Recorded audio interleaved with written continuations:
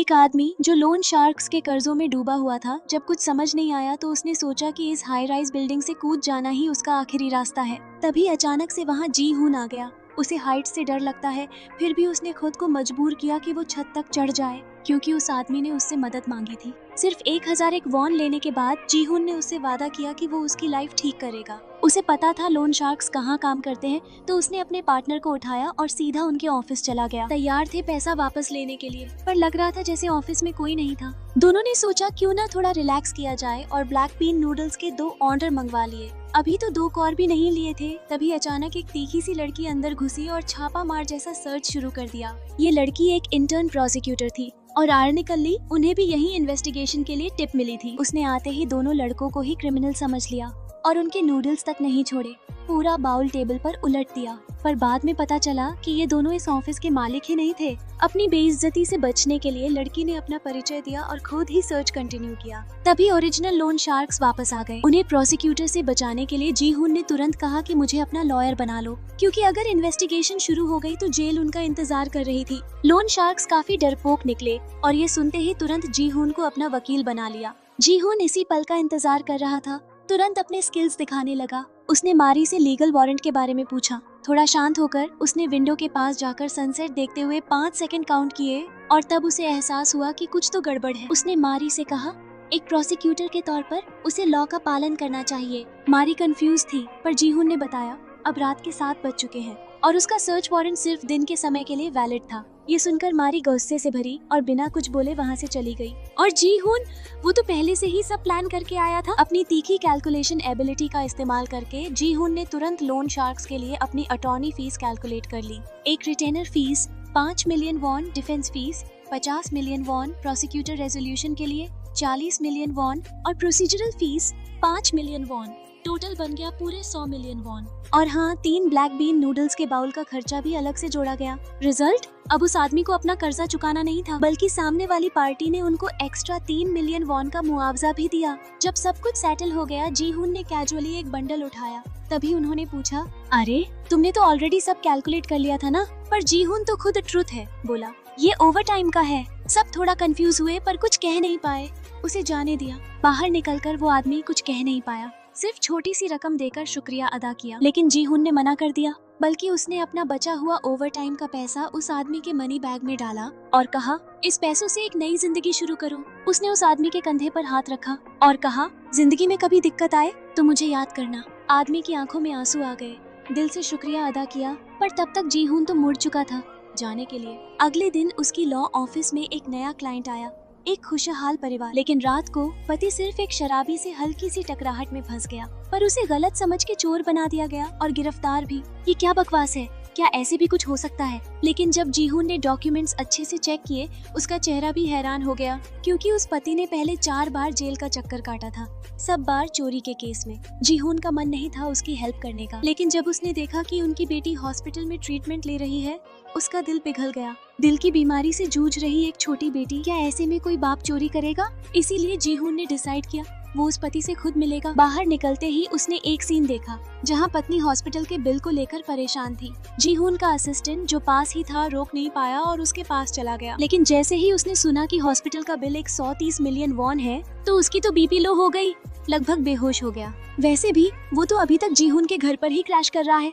अपना ख्याल तो मुश्किल से रख पाता है, लेकिन मूजांग को एक हीरो कॉम्प्लेक्स है और हेल्थ से ज्यादा उसे अपनी इमेज की चिंता होती है, इसलिए अपनी ईगो के लिए वो मदद करने के लिए मान जाता है। फिर जी हून उस पति से मिलने जाता है। उसके हाथ पे बैंडेज देखकर जी हून उससे कहता है, अपनी बेटी के नाम की कसम खा के बताओ, इस बार तुमने कुछ नहीं चुराया? आदमी ने दिल से वादा किया, मैं सच कह रहा हूँ। उसकी आंखों की सच्चाई देखकर जी हून को थोड़ा तसल्ली मिली। बाद में जी हून अपने असिस्टेंट के साथ गया टॉयलेट चेक करने। गलत मत सोचना, ये वही जगह थी जहाँ जुर्म हुआ था। दोनों ने उस आदमी के स्टेप्स रिक्रिएट किए, पूरे सीन को दोबारा इमेजिन किया। तभी एक अल्ट्रा ऑकवर्ड मोमेंट हुआ। दोनों आधे घंटे तक बाथरूम में खड़े रहे, बस लोगों को टॉयलेट जाते देखते हुए। आखिर इंतजार रंग लाया, टारगेट आ गया, एक नशे में डूबा हुआ आदमी। जैसे ही वो गिरने लगा, जी हून ने तुरंत पकड़ लिया। आदमी बोला थैंक्स, पर कौन जानता था जी हुन ने उसके कोट से उसका वॉलेट क्वाइटली निकाल लिया। थोड़ी देर बाद दोनों पुलिस स्टेशन ले जाए गए। तभी मुजांग भी दौड़ता हुआ वहाँ पहुँचा। जब उस ड्रंक आदमी को जी हुन का बिजनेस कार्ड दिया गया, उसका एटीट्यूड एकदम 180 डिग्री बदल गया। हंसते हुए उसने भी अपना कार्ड जी हुन को पकड़ा दिया। क्या स्मूथ बंदा है ये जी हुन। इसके लिए तो ये सब एक छोटी सी मिसअंडरस्टैंडिंग थी, लेकिन जिस आदमी के 4 पहले के केस हो उसके लिए तो ये पक्का थेफ्ट बन जाता है, और ये क्लियरली अनफेयर था बेचारे पति के लिए। इन्वेस्टिगेशन रूम में कौन सोचता कि सामने वाली प्रोसिक्यूटर मारी होगी। जब अपोजिंग लॉयर ने ट्रायल की डिमांड की, मारी का गुस्सा फूट पड़ा। कल रात तक तो उसे लगा था कि केस तुरंत निपट जाएगा, इसलिए उसने पति से गिल्टी प्लीड करवा लिया और एक माफी का लेटर भी लिखवा लिया। और अब सब कुछ उल्टा हो गया। अपने बॉस की नजर फॉलो करते हुए मारी ने एक आदमी को देखा जो सनग्लासेस और घड़ी पहने बैठे थे, और क्या कोइंसिडेंस, वही बंदा। दोनों ने एक दूसरे को तुरंत पहचान लिया और हवा में टेंशन थिक हो गई थी मारी के बॉस की कन्वर्सेशन से। और यहाँ सीन क्लिफ हैंगर पे छोड़ दिया जाता है। मारी को फाइनली पता चलता है कि जी हुन एक वक्त में पब्लिक प्रोसिक्यूटर था, लेकिन फिर उसने रिजाइन कर दिया और लॉयर बन गया। गुस्से से लाल मारी चिल्लाती है, तुम ट्रायल में पार्ट लेना क्या मतलब है इसका।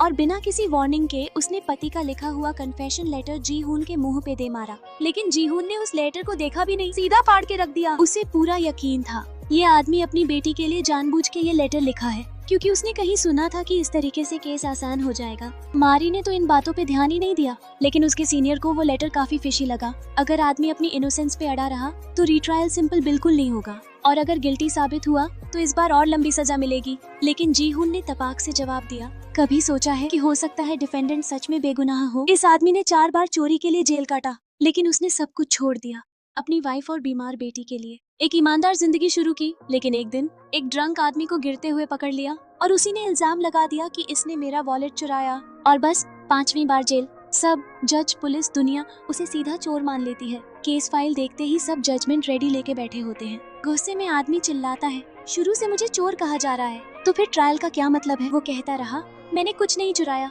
लेकिन कोई उसकी बात नहीं मानता। जी हुन एक लॉयर जो सिर्फ 1000 वॉन फीस लेता है, उसका यकीन है अगर एक बाप अपनी बेटी के नाम की कसम खा रहा है तो वो झूठ नहीं बोल रहा। पर जी हुन का तरीका थोड़ा अलग ही लेवल का होता है। ट्रायल के दिन न सिर्फ वो वियर्ड सा लंच बॉक्स ले आता है, बल्कि जज से पूछता है, अगर आप अपने बॉस के साथ डिनर पे जाएं, तो आप मीट को सॉस के साथ साइड में खाएंगे या उसमें डिप करके। पूरा कोर्टरूम हंस पड़ता है। मारी को लगता है कि ये बंदा सीरियस नहीं है, तो जज से कहती है, प्लीज इसे रोकिए। लेकिन जी हुन तो अलग ही जोन में होता है। एक और रैंडम क्वेश्चन फेंक देता है, आपको स्टीम्ड मात्सू पसंद है या फ्राइड। आखिरकार जज अलाउ करता है कि कोई पहले सवाल का जवाब दे। एक आदमी उठता है, मुझे डिप करके खाना पसंद है। जी हुन तुरंत पूछता है, तो अगर बिना पूछे कोई पूरा सॉस डाल दे तुम्हारे खाने पर, तो क्या तुम्हें गुस्सा आएगा। खुश तो नहीं होगा, लेकिन गुस्सा भी नहीं। फिर जज बुलाता है मैन विटनेस को। विटनेस सीधा डिफेंडेंट की तरफ उंगली उठाता है, इसका हाथ मेरे वॉलेट के पास था, यही चोर है। और ऊपर से विटनेस को ये भी पता था कि आदमी पहले 4 बार चोरी के लिए जेल जा चुका है। उसके हिसाब से ये केस तो क्लियर है, आदमी ही चोर है। तभी जी हुन कोर्ट के बीच में आता है और विटनेस से पूछता है, क्या उस दिन तुम पी रहे थे हार्ड लिकर। विटनेस थोड़ा हिचकिचाता है, बस 2 ग्लास वाइन ले थे। जी हुन तुरंत एक वीडियो प्ले करता है, उस दिन का फुटेज जब विटनेस अपने दोस्तों के साथ पार्टी में था। वीडियो में क्लियरली दिख रहा है वो खुद स्ट्रॉन्ग ड्रिंक्स बना रहा था और लाइन से ग्लास पे ग्लास चढ़ा रहा था। जी हुन बोलता है, सर इस टाइप की दारू तो आदमी का होश उड़ा देती है, तो क्या विटनेस पे भरोसा किया जा सकता है। मारी तुरंत खड़ी हो जाती है, एकदम फर्म प्रोसिक्यूटर मोड ऑन। वो डिफेंडेंट का पूरा क्रिमिनल रिकॉर्ड कोर्टरूम में ला के रख देती है। ये बंदा बचपन से चोरी करता आया है, जेल उसका सेकंड होम है, ऐसे आदमी पर भरोसा कैसे करे। योर ऑनर, जज का मन थोड़ा हिलता है, लेकिन अभी भी मारी की साइड में ज्यादा लीन कर रहा है। केस की हालत खराब लग रही है। तभी जी हुन अपना लास्ट रिसोर्ट निकालता है, एक दमदार प्रूफ। जज से परमिशन मिलते ही जी हुन अपना लंच बॉक्स खोलता है। मारी शॉक हो जाती है, अंदर कुछ भी नहीं है, एकदम खाली। जी हुन बोलता है, ये खाली डब्बा दिखाता है कि डिफेंडेंट के खिलाफ कोई एविडेंस नहीं है, और अगर जो कुछ भी सर्कमस्टेंशियल था वो इस डब्बे में डाल दिया जाए, तब भी क्या ये प्रूफ है कि वो चोर है। लेकिन मारी अब भी जिद्दी, हार मानने को रेडी नहीं। वो बोलती है, अगर चोरी की कोशिश हुई हो तो सर्कमस्टेंशियल एविडेंस से भी उसे प्रूव किया जा सकता है। यह सुनकर जी हुन के पास और कोई ऑप्शन नहीं बचा। वो डिफेंडेंट और विटनेस दोनों से कहता है, चलो उस दिन का सीन दोबारा एनेक्ट करते हैं। जी हुन विटनेस से कहता है, अपनी आंखें बंद करो, सोचो तुम नशे में हो। और उसी वक्त एकदम चुपके से विटनेस का वॉलेट जी हुन के हाथ में आ जाता है। सिर्फ 3 सेकंड में डिफेंडेंट ने वॉलेट चुरा लिया और विटनेस को तो जरा सा भी शक नहीं हुआ। इससे एक बात साबित होती है, जब वो होशियार होता है तब भी डिफेंडेंट बिना आवाज के चोरी कर सकता है। उसके पहले के 4 चोरी के केस भी तब हुए जब उसे तुरंत पकड़ा नहीं गया था। तो इस बार जब विटनेस खुद नशे में था, वो कैसे तुरंत समझ गया कि चोरी हो गई? क्लियरली डिफेंडेंट सिर्फ उसे उठाने की कोशिश कर रहा था। चोरी तो हुई ही नहीं। आखिर में ज्यूरी वोट करती है और डिफेंडेंट को नॉट गिल्टी घोषित किया जाता है। मारी के लिए यह पहला मौका था जब उसने कोर्ट में हार मानी और उसके ग्रैंडफादर भी कोर्ट रूम में ही थे। बाहर आकर आदमी जीहून का दिल से शुक्रिया अदा करता है। मारी भी एक्सेप्ट करती है।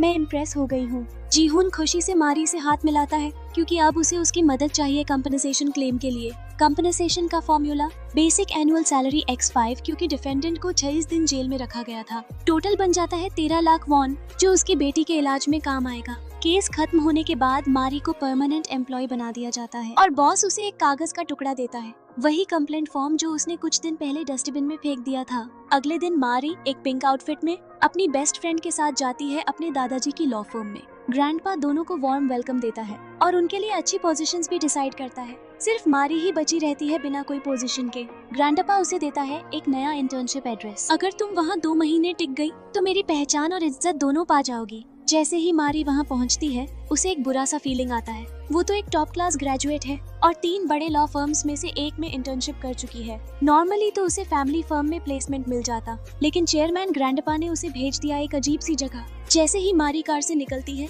लोग उसे अजीबोगरीब नजर से देखते हैं। टूटी फूटी बोर्ड को देखती है। ये लॉयर तो रेंट भी नहीं भर सकता, ये कैसी जगह है? वो चुपके से आगे बढ़ती है और नॉक करती है, पर अंदर एकदम सन्नाटा है। मारी सोचती है शायद मुझे निकल जाना चाहिए। तभी क्रीक एक डरावना सा दरवाजा खुलता है। मारी वहीं स्टोन बन के खड़ी हो जाती है, बिल्कुल स्टिल। एक आवाज आती है, वो चली गई लेकिन कोई लड़की यहाँ खड़ी है। कौन है ये? लैंडलेडी की बेटी। मारी घबरा जाती है और पलट के देखती है, चाहती है भाग जाए, लेकिन उसे याद आता है जो ग्रैंडपा ने कहा था, 2 महीने यहाँ टिकना पड़ेगा अगर फैमिली फर्म ज्वाइन करनी है। अपने अंदर की उलझन से लड़ते हुए वो डिसाइड करती है, नहीं मुझे अंदर जाना ही पड़ेगा। अंदर जाकर ओह माय गॉड, फ्लोर पर कूड़ा ही कूड़ा, कहीं एम्प्टी बॉटल्स घूम रही हैं। अगर ध्यान नहीं देती तो किसी बॉटल पर पांव पड़ जाता। वहाँ 2 आदमी कुछ शेडी सा काम कर रहे होते हैं, पर जैसे ही वो उनका चेहरा देखती है, अरे बाप रे, यह तो वही है।